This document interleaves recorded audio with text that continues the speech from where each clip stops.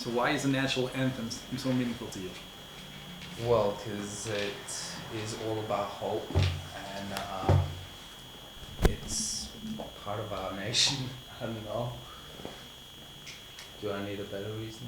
I think that's So explain, what kind of hope is that for you? that we will all be here, hopefully, one day, soon. And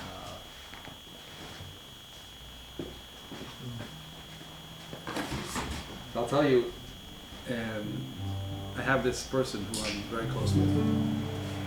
It's like my brother, basically. And he's a very high commander in Tzahal. And he does all kinds of crazy missions, something I'll tell you about today. Anyway, so he says that Tzvi Yecheskel is exactly the same thing, different words. He's like, we do these missions, everything goes wrong, we make all the mistakes in the world, and we always win. And it's utterly ridiculous. Right? So the tip of that song was they saw the flag, right? That's the story, right? What's that story, Hatikva? Why did you sing that song? you mean why? She made that, so what's her name? Shemer, what's her name? I don't know. No, the it was, story behind it, honestly. what's his name? I forgot. No, it was what's her name? Nomi. Nomi Shemer. Okay. Well, what was she trying to sing about in that song? What did she get tikva from?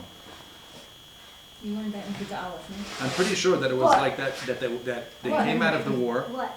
and they were able to come to this country and they saw that the Netzach Yisrael lo Yishaker, they saw the fact that Am Yisrael is going to be chai v'chaim no matter what.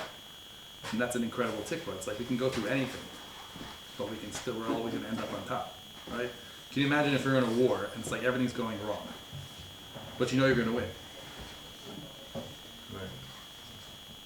Same.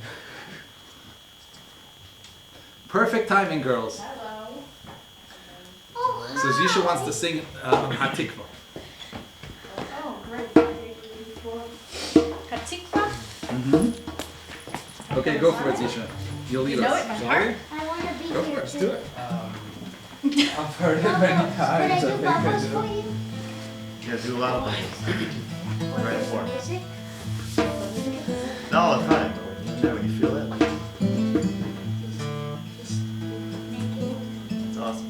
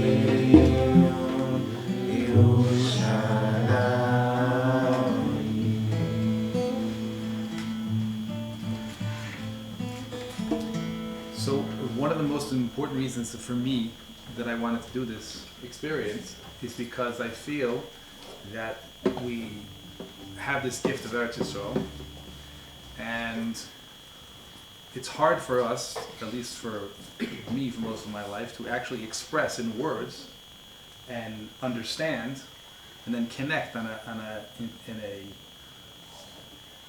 intellectual but connective way to what is Eretz Yisrael. Why is it so important? And Rav Kook has a thing that he says that there's really, he discusses what Eretz Yisrael is not. It's not a place just for us to have spiritual protection from like being killed. It's not a place where it helps you be frum, right?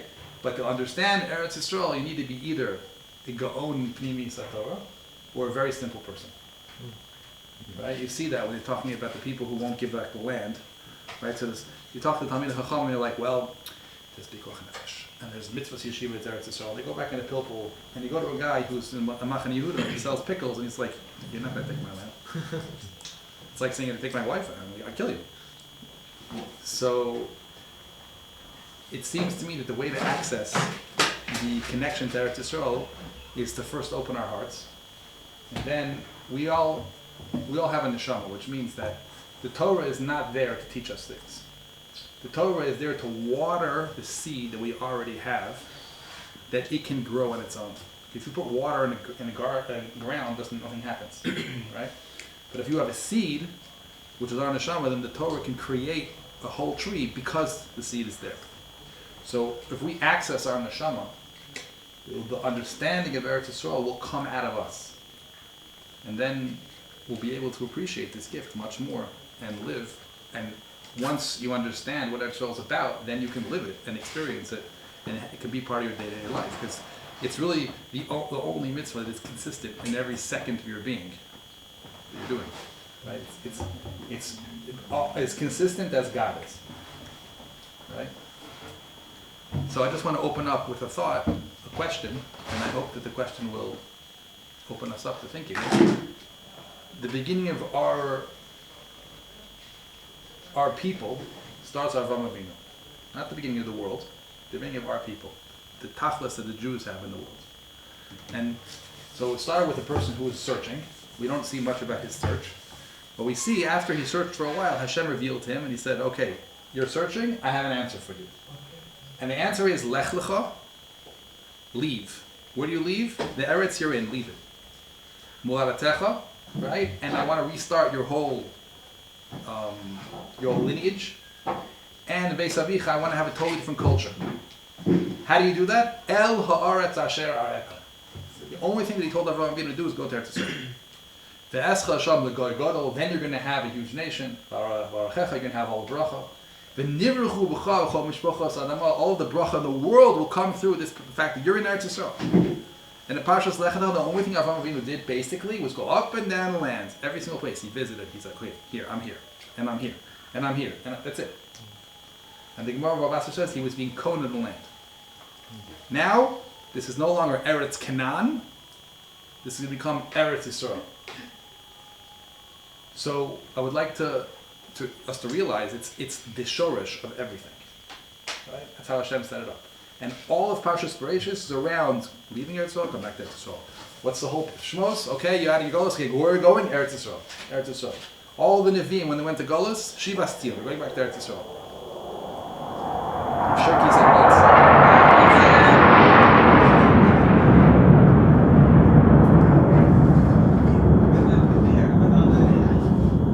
Shirki said once that that you see the Vikuach in Klal Yisrael about whether you're Tzioni. He said that the people of Klal Yisrael who learned Tanakh were always Tzioni. And the people who learned only Torah Sheba'al Peh were never Tzioni. Because Torah Sheba'al Peh doesn't discuss this. So like it only discusses like a mitzvah. But the neshama of what Am Yisrael is in Tanakh, and the whole thing is talking about Eretz Yisrael all the time. So it depends on where your rikuz is. But anyway, I want to open that up as a question. Why is it when the Zionistic movement started, we were not thinking straight away of coming here? Who says they were? No, that's why I heard, like, they were looking at different countries and then they decided to come here. Oh, you're talking about Herzl. Yeah. Because he wasn't coming from a Torah place. You see that the whole Tzioni movement was like a klipa, something deeper. It was like we have certain desires, right, that are express something, but within that is a hidden desire which is even deeper, right?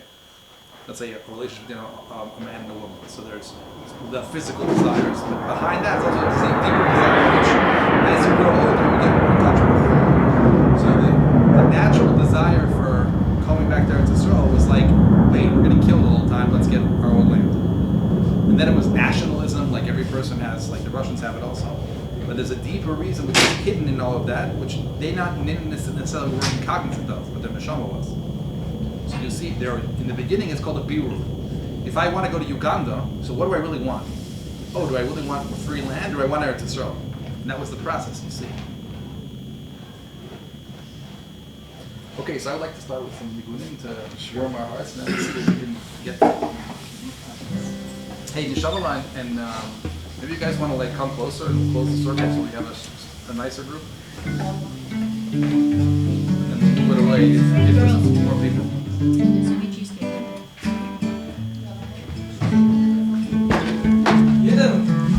What's a better nigga than Baruch atah Adonai Eloheinu melech haolam v'mikri? Hey.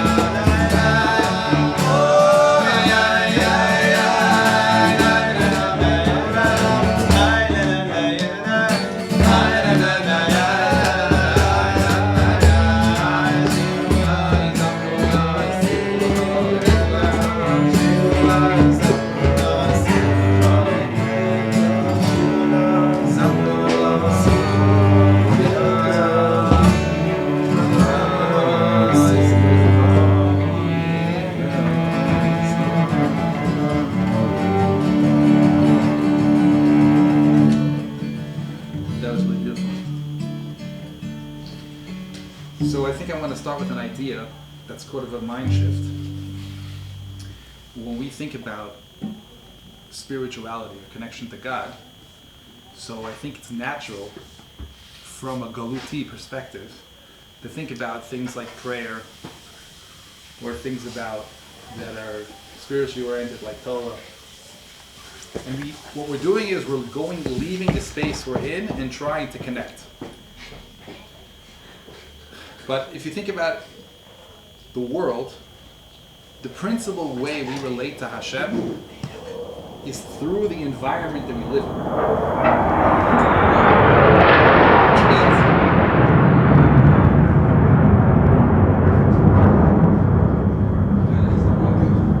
Before we discuss Eretz Yisrael, we have to discuss the concept of Eretz. The land, the experience, the word land, can be, and Hashem intended it to be, this intimate experience of Him giving us things. In other words, you're on the ground right now. So the ground could be just the fact that you're on the ground. Or it could be you're being held. Right? You're breathing.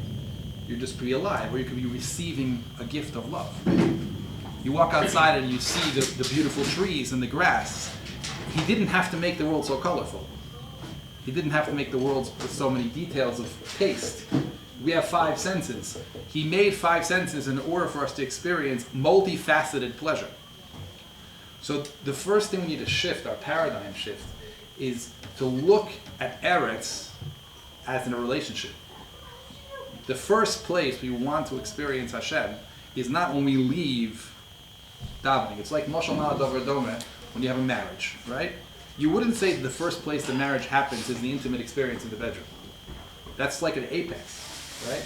So tefillah is like that. It's like I have such an involved relationship, now I can have a super intimate experience. But all of life, when you relate to each other and you give to each other, you take care of each other, that's where the connection starts. So when we're talking about Eretz Yisrael, first you have to understand that every Eretz in the whole world is another gift that Hashem gives for a specific reason. In other words, the Swiss Alps is one gift, the American world is another gift. Every single thing in the world is a gift. And not only is the atmosphere, the physical things a gift, every land has a different energy. Right? Every land is added different things to civilization. Right? So those are also specifically to those people and those lands, and those are opportunities for the world that Hashem put into the world to make the world a better place. So if we look beyond the helim of the world, the hiddenness of the world, and we start looking for an intimate experience, then we can understand what each land is a gift about. Within that context, then it's possible to understand what is Eretz Yisrael different than the rest of the lands. Because we're looking at the point, we're looking at saying, what does this land give me? Oh wow, this is one gift. Then I can discuss what this gives. It's like you have different foods, right? If you're not going to taste any food, you're not going to appreciate chicken.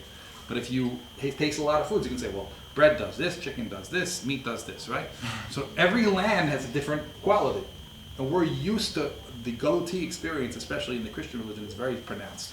It's like, okay, who is holy? The person who is out of this world. Right? And that's not what Hashem intended.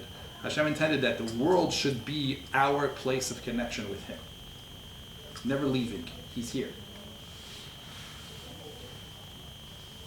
So within that context, we can start understanding what does Eretz Yisrael do for us? Every Eretz is a kli. Mashal Ma'al Davar Doma, if you have a radio, right? So the radio waves are in the air all the time. You just can't hear them because you don't have a receiver, right? If you have all kinds of machshavas in your brain, I can't receive it unless you put it into words. Every Eretz is a kli to hold a gift that Hashem does in the world. The kli of Eretz Yisrael, the difference between the gift of the rest of the world and the gift of Eretz Yisrael is that it's clearly from Him. In other words, the sun, He made the sun, but what I'm experiencing is that He made a sun. So on all the rules of sun, the teva, the gravity, I'm experiencing the Chinese, the Americans, because that's what I'm supposed to be experiencing. This shaliach, we see Hashem behind it, but it has its own entity. In Eretz Yisrael, everything works on different rules. Because what He's trying to show us is... So it works on miracles? It works on, everything all works on miracles. Yeah. But the word miracles means not like it was in Mitzrayim, where there was no world. The world ceased to exist in a normal fashion. There's everything going on in the world, and at the same time, we have Hashem. I'll give you a mashal to understand that. I'm very close to a very high person in the IDF, and he tells me a story. So he told me a story that one time they had to take out a terrorist. So what he does is a private plane flies over. They parachute him on to the top of a roof.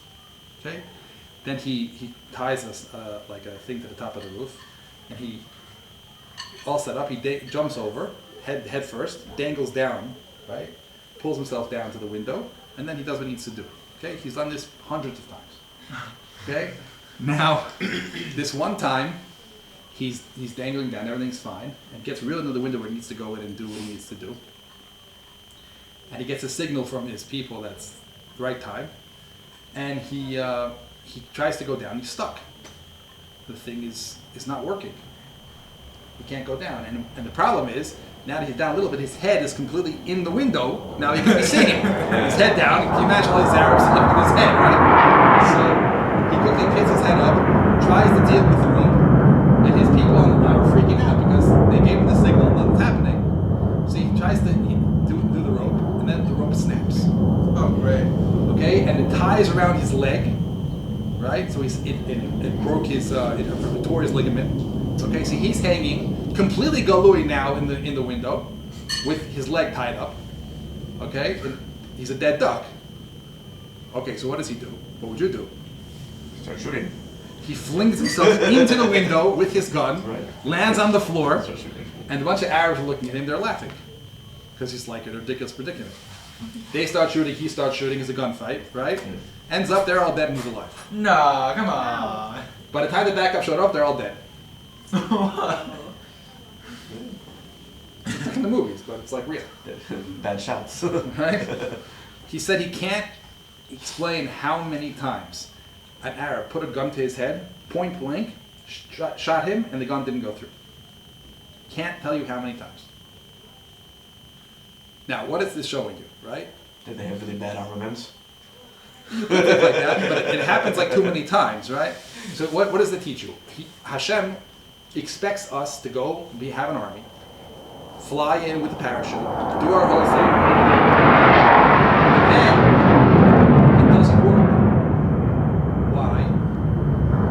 I'm with you. This is going to happen on my terms. You do your chelik, and I'm going to show up through you. Right? So everything that's in this country, I think this is the beginning of understanding a whole bunch of things. Everything in this country is a way for Hashem to show up in our lives. Mashal, what will be is like you have a body, right? And a body without a neshama dies. When the neshama goes into the body, the neshama before went into the body couldn't do anything. Now when the two come together, the neshama can act, and the body can produce what the neshama has to do it. So Hashem wants to put himself into the world. We need to make a kli for it. The kli that expresses him is the one where you can be seeing him all the time, where he's not hidden. The sun hides Hashem, but the IDF doesn't hide Hashem. They do their share, and you watch the miracles happen. And that's the whole thing of this country. That we do stuff, and then Hashem shows up. So basically, this country is the way that the Aretz, you can have an intimate relationship with the Aretz, that you constantly know that he's the one giving you the land, giving you everything that happens in the land. It's the most loving experience that could happen because it's constant all of your life. It's all your food, it's all of the kalkala, the army, the mishpah, everything. Consistently, I'm here. I'm taking care of you, I want you. So that's an idea, and what I'm encouraging everybody to do through the nigunim, through hearing, is if something hits you and you feel like expressing something and your neshama is talking, share with us so we can all grow from each one's understanding of things. All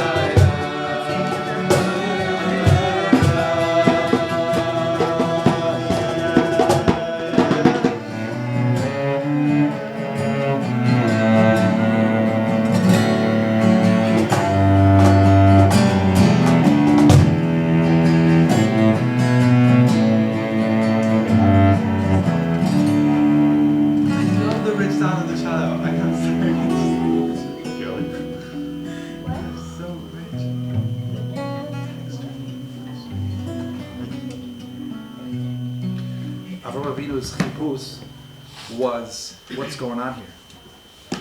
Noach was a tzaddik, and he was living in a very righteous way. But he also was a person who was like, fine, okay, Hashem, you tell me there's going to be a flood, maybe. He wasn't interested in understanding the mahalach eloki. It's like mashal ma'adavadome. If you see a man sees a woman sees a man, he's like, he's an amazing guy, she's an amazing woman, right? But I don't want her.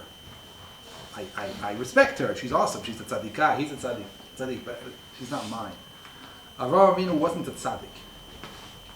He was mechapes. I want an intimate relationship. He did good stuff in the world, but he was searching. He says, show me, I want to see you, I want to see you, He said, you want to see me? Go be there. And not only you go be there, but every single time you walk there, you're bringing me here more. You ever notice it's kind of weird that a Jew goes some settlement, Batayin or the Shomron, or some Jew walks on Har Bayis, and the entire world goes bananas? Like, well, who cares? You know how tiny we are? And how many, one guy named Ben Gvir went on the Har Bayis and literally on every newspaper in the world. It's weird. The reason is, you may not even know it, it's because the Zohar Kodesh says that Hashem doesn't come in to Yerushalayim Shel Mala until Am Yisrael go into Yerushalayim Shel Mata. In other words, we work together. It's a unit. Whatever we do, he responds. So when we create the Kli, by showing up, by making a Jewish settlement, by being in the land, now Hashem can show up through us, through our actions, in that part of Eretz Yisrael, and in that part of Eretz Yisrael. And it's a different expression.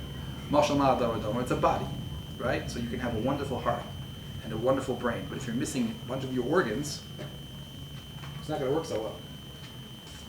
Every single Jew is one of the organs of the Shekhinah. And his inability to be that organ means he's in his place. He's in his land. And becoming in his land, he can be fully expressed. And then Hashem can be fully expressed in him.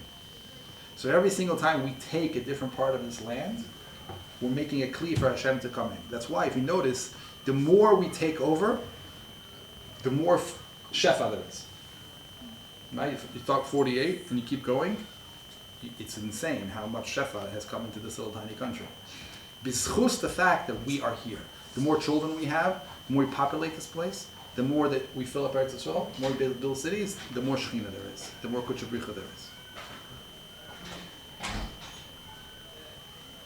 So I think it's really important for us to understand how deeply destructive it is for Eretz Yisrael to have Sinah. Right? Why did we leave last time? Because of Sinah.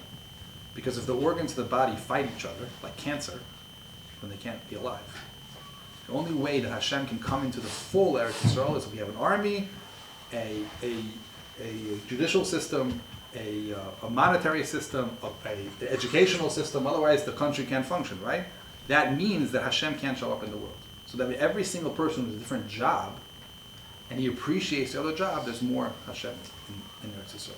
You can see him in all parts of Eretz Yisrael.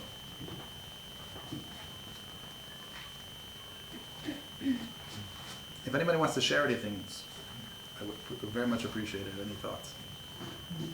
What you said about Avram Avinu, that he was different than Noach. Noach was like more like a good person.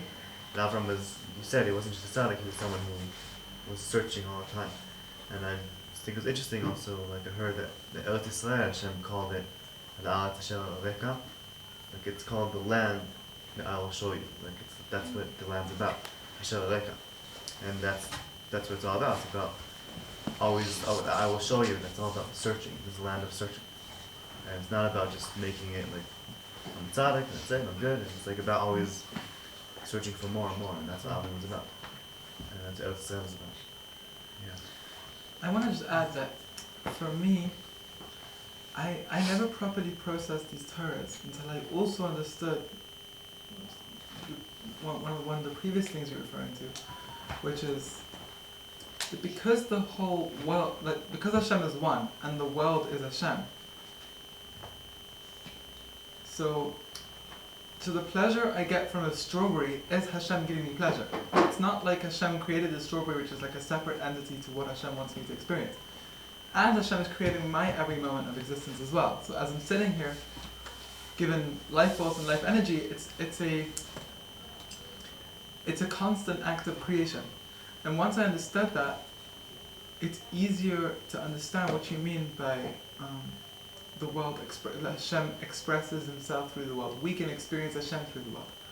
That's what it means. It means the world itself, in its perfection, in its physical perfection, running smoothly and beautifully and giving pleasure to people and people actually getting along with each other and growing from each other, etc.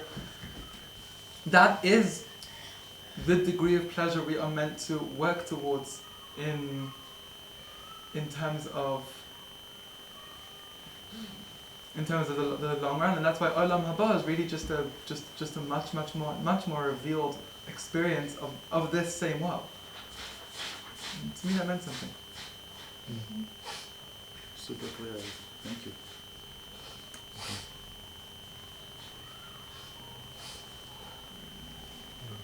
I think Eretz Yisrael. Because I'll say that when Mashiach comes, the world will go through a progression where right now we have, Eretz Yisrael, the world, Eretz Yisrael, Yerushalayim, Harbay, Kodesh Kodeshim. And so that Kedusha will expand. And so all of Yerushalayim will have the Kedusha of Beit HaMikdash. All of Israel will have the Kedusha of Yerushalayim. The whole world will have Kedusha of Eretz Yisrael. And it's really, there's nothing essentially changing about the world. It's like you're saying, I guess both of you are saying, like you're revealing what's there on a deeper and deeper level. So, Eretz Yisrael, the way you would define Eretz Yisrael is really the land that is constantly being like unfolding and revealing and revealing. And El Haaretz Asher Areka, right? I will show you the land that will be revealed to you. Can also be understood as El Haaretz Asher Areka, I'll show you you. I will show you you. And so we come here, and you need that place, you need that land to have the land reveal itself to you, and at the same time, as part of the same process, have yourself be revealed to yourself. And the whole progression of history and moving towards Mashiach is just an unfolding of, we're just taking off a layer and saying, oh wow, like all of Yerushalayim was like, it was so holy, I had no idea. And all of it to say was just one big Yerushalayim. The whole world is just one big Eretz Yisrael, and then it expands more. So that like all of Eretz Yisrael was just one big Beit HaMikdash, and all of the entire world is just one big Yerushalayim. And it goes further, and that's the whole purpose. It goes further and further. Like the entire world is just one big Beit HaMikdash, and that's really, and that's not to take away from the holiness of Yerushalayim, and Kodesh Kodeshim. It's like there's always, it just gets deeper and deeper and deeper. So within that Kodesh Kodeshim called this world that Hashem created, right? We have a place that's called Eretz Yisrael, which is the heart of that Kodesh Kodeshim. And it's like, what we want to do is expand and expand and expand and just peel off layers and peel off layers. And I'm just thinking that like sometimes when you peel off a layer it hurts, like pulling off a Band-Aid or something. And so peeling off layers hurts. And like we're in a land and we've been here for 75 years this time around. And peeling off layers hurts. But it's like you're saying, it's things are being revealed. The chef is being revealed. And within all that division there's like so much unity. And just think like Tzvi Chizkeli was saying last week, this week, it's been a long week. He was saying, somebody was asking like, how do you deal with like all the division and all whatever? He said, just watch less news. You'll find that things are actually much better than we think. So, yeah, that's just my thought. You see that since all the newspapers are focused on us, it's just a way for all of whatever happens over here to be exposed to the whole world. So every time we do a moral act or a good act, they're like, ooh. Every time there's a miracle over here, it's like, ooh, right? The Arabs always say, we know how to shoot. We do, but the rockets don't land. That doesn't stay only over here. Everybody sees it, and that impacts. That's what you're saying. It goes over the whole world.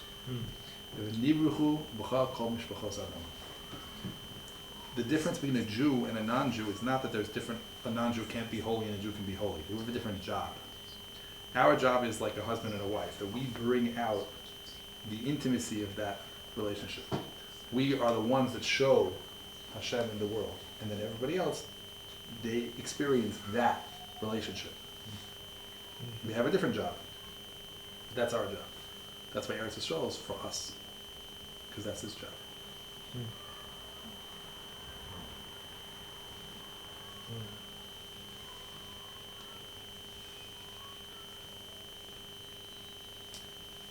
Another nigga in there.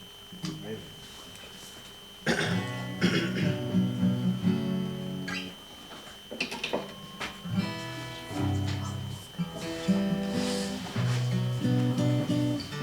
So, these words are from Shir Ma'alot, right? Words are Hazorim b'dim'a b'rinai tov. Those who sow with tears will be able to reap with joy. And so, there's the famous idea from Rav Shlomo that like Hazorim b'dim'a b'rina yiktov. That process of sowing and putting in the effort needs to be done with bidim'a, but also birina. You need to be able to sing through it. Bidim'a birina, bidim'a birina, bidim'a birina. Like parenting. Like parenting. Yeah, absolutely. I guess it gives a much more of a whole experience of what that is. It's not just the pain. It's like, can you sing through it? Can you see the little moments? So Zat Hashem, mamash. There's so many wonderful reasons to celebrate, even in the really difficult, through the really difficult things that we're going through. Okay. Azoi bedima bedima berina ikso. Azoi bedima bedina berina ikso.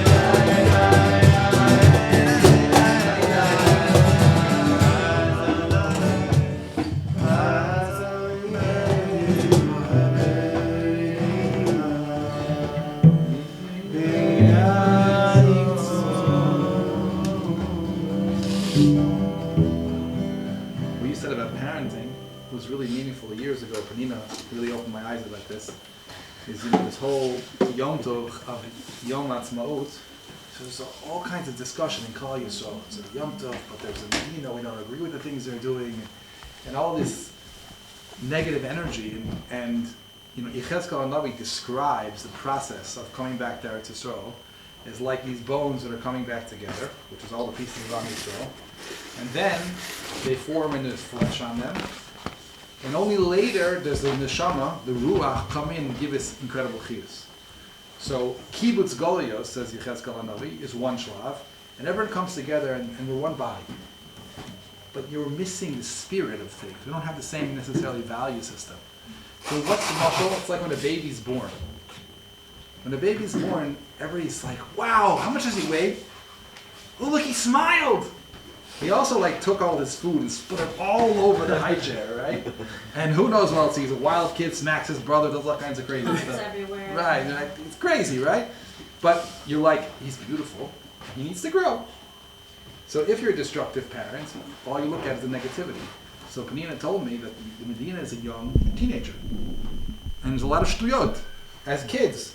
So if you're a bad parent, you say, let's say Eichel. Right? Horrible. You only focus on the negative. But if you want to build a beautiful child, what you do is you point out the positive and you teach on the things that are not mushlam. And so that's the ruach of this day. As you said, it's like parenting. That there's dima, there's issues, but the rina, that's what we're doing today, because that is the way you grow, and that is the way you take away the dima, by seeing all the positive things about what we're doing, what we're accomplished. Because we really accomplished an incredible amount as a people, and as an Am Hashem, since 1948 until now. It's astounding, it's mind-boggling. So there's an incredible simcha, even though we see, you see the development of the people themselves and their midos. There used to be wars between the non-from and the yes-from, much less happening now, right? We're trying to be Yashar Khan. We have differences, but we're trying to work together, right? And there's a lot of development in education, and one of the things we have to realize is that the gift of Eretz Yisrael is how Hashem wants us to make a country, make a malchus, make a court system, make an educational system. That's where Hashem shows up. Because you decide which morals and values run those things. It's not just mitzvot you put on tefillin. It's the midos that you have. They show Hashem or block Hashem. And I've never heard, let's say you look at the Masulot yesterday, right? The country is on Yom of the Independence Day showing haracha to people who changed society, to people who had good midos, right? Our army, described in the story a few days ago, our army is a protective army, not a killing army. Ad kidei kach, that when we go to war with our enemies, and we need to take out a terrorist, and he surrounds himself with human shields that are innocent, we risk our lives to protect those innocent people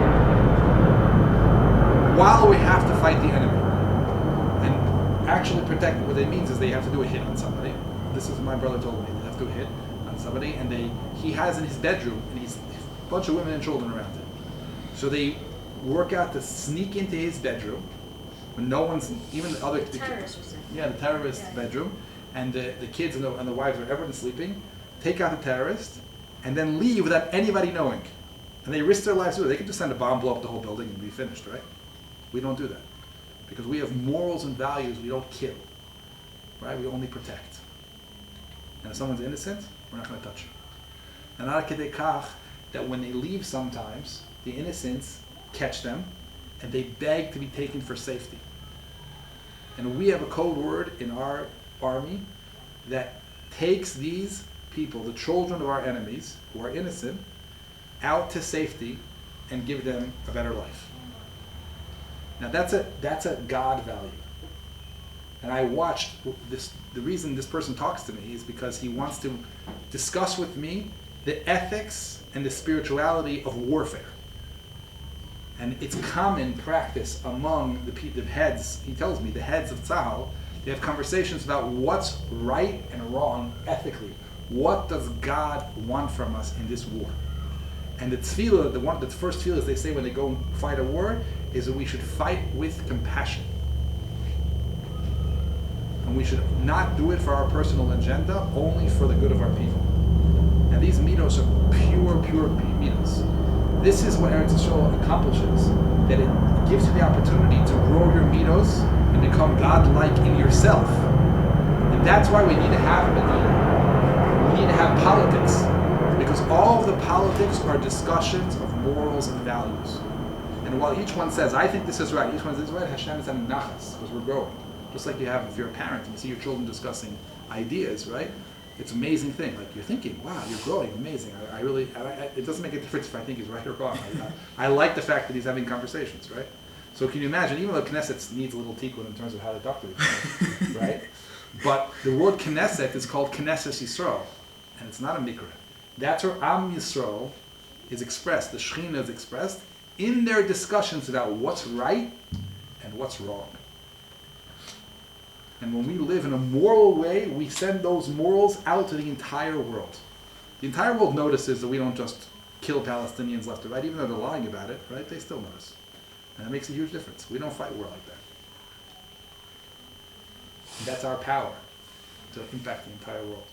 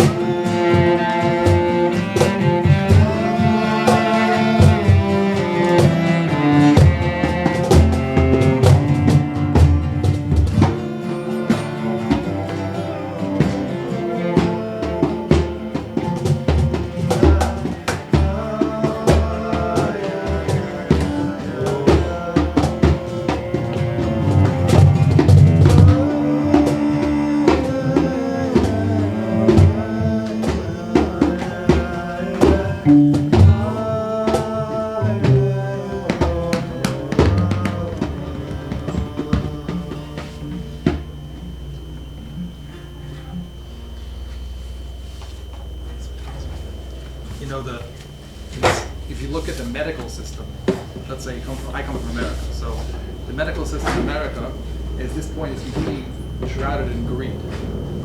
Right? It's very difficult. People die all the time. They can't go to the hospital because they're worried about money. If you think about for 1 minute the chesed, the morals and values of how we have kupat cholim, and you don't feel good, you take your kid to the doctor, we take it for granted. But it's because people have a belief system that that's what should happen. I've had much to do with the revacha in this country and how people are taken care of. Kids who have gone through really, really stuff, and it's people who have assumptions, but it's an incredible thing how I had 2 kids who were hearing impaired, and the government literally gives money every month to help my kids be functional people in society. That's not a thing to give them for granted. These are incredible morals and values that are godlike. And all of the situations we have in this country, people step up to embody Hashem's midos and create a society that is based on Tov and Meitiv. And that's where we're living. And it's an incredible experience. And that teaches you about Hashem the whole time, because if that's what a person does, then obviously Hashem does that.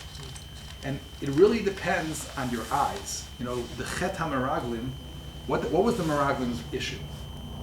Is they looked at things negatively, right?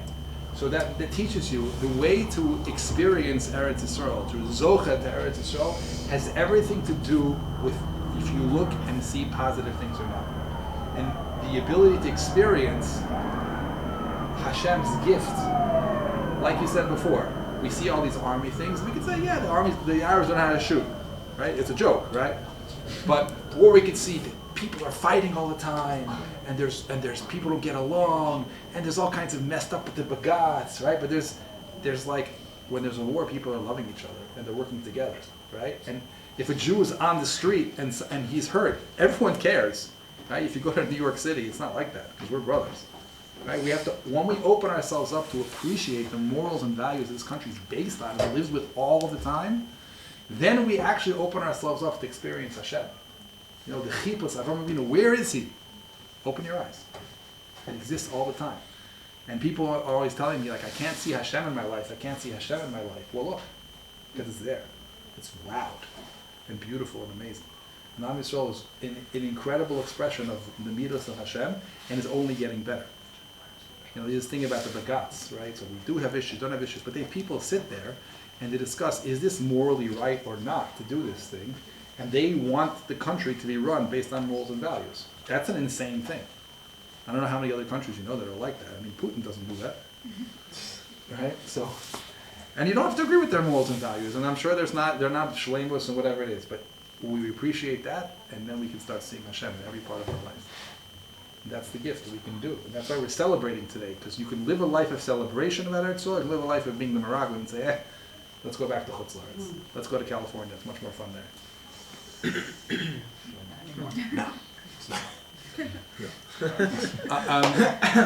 Anybody who has the share, the idea of this group was to open people's hearts, that they should go inside and connect to the things they already have inside about their appreciation for Eretz Yisrael and the gift that we have. So I would appreciate if everybody has anything to share. We're all going to gain from it. I don't know if there's any other place in the world where every single community, whatever your shittas are, a huge benefactor of the system, are just, you're hosted. You go to Hasidic shul, they'll host you for Shabbos. You go to Chabad, you go to Ashkenazi, Sephardi, it doesn't matter where you are. We've been with JSC, we've been to random yeshuvim in the middle of nowhere, B'chalal, never visited by an American for like the last 2 months. There's like all the tiny yeshuvim that like Americans do like to visit, and they're like sandwiched, like only Ezra manages to find. It's like, they're all so welcoming. They want us to be part of everything. They want to. Wherever you go, it's mamash. It's crazy. It's ridiculous. Like they don't ask for anything necessarily in return. They just want to get to know you and experience you. They just want to. And sometimes not even that. Oftentimes you just have the number of open houses in this area.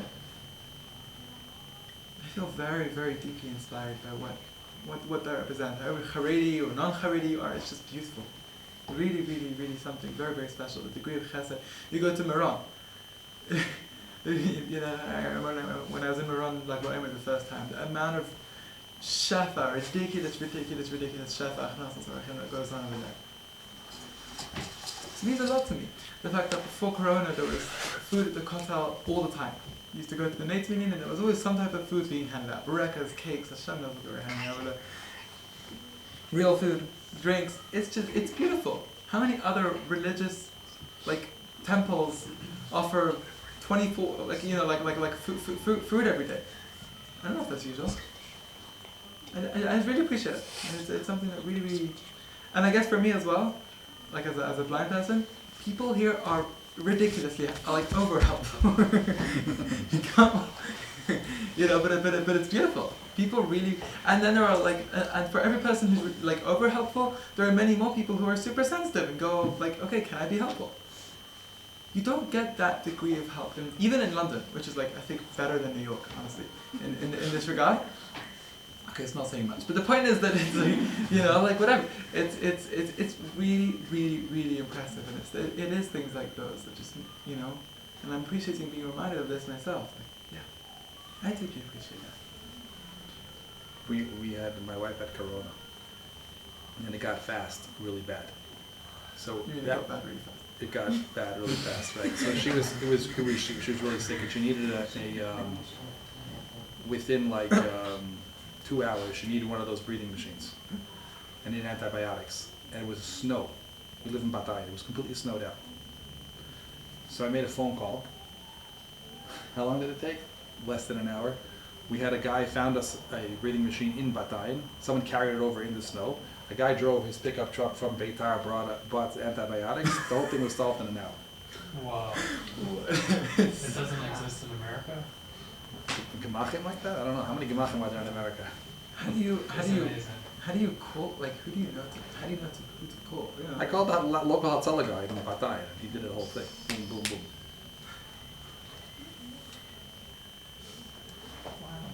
So proud to be. Even Hatzalah, like that, I don't know if there's Hatzalah in states in New York, but it's There is, yeah, there is.